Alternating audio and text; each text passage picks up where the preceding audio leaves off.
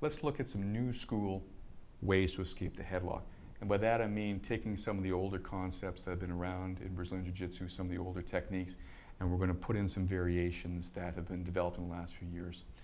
One of the popular things that's being done now, thanks to Eddie Bravo and his students, is the twister. It's an old wrestling idea.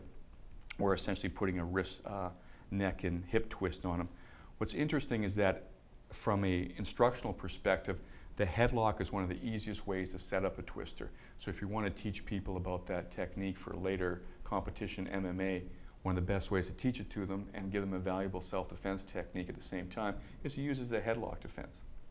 On top of that, I think this is a really valuable headlock defense. It works really well, and it's very instructive on the power of leverage and hip control. It's one of my favorite teaching tools to understand how you can turn a seemingly bad position into actually a pretty strong position if you know the right leverage points. Let's take a look.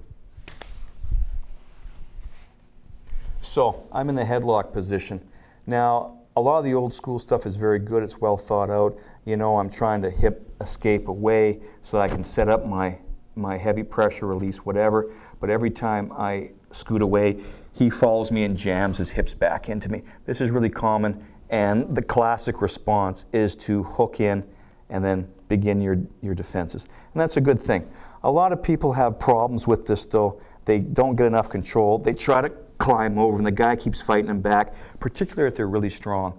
So one thing that we can use this old school idea from and really soup it up is to figure four my legs like this.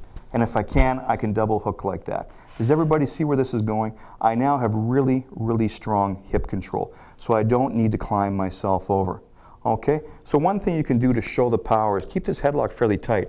I'm not saying this is the correct technique, but to demonstrate how I've changed a seemingly weak position into a strong position just by hip pressure. Well, just let go when it hurts. I can make him let go. Okay? Now, I'm not saying this is the correct technique, because with a much heavier guy, he may not actually let go, but he can certainly feel this hip pressure here, okay? Now what happens is instead of using that hip pressure to break this hold, which is really just for demonstration,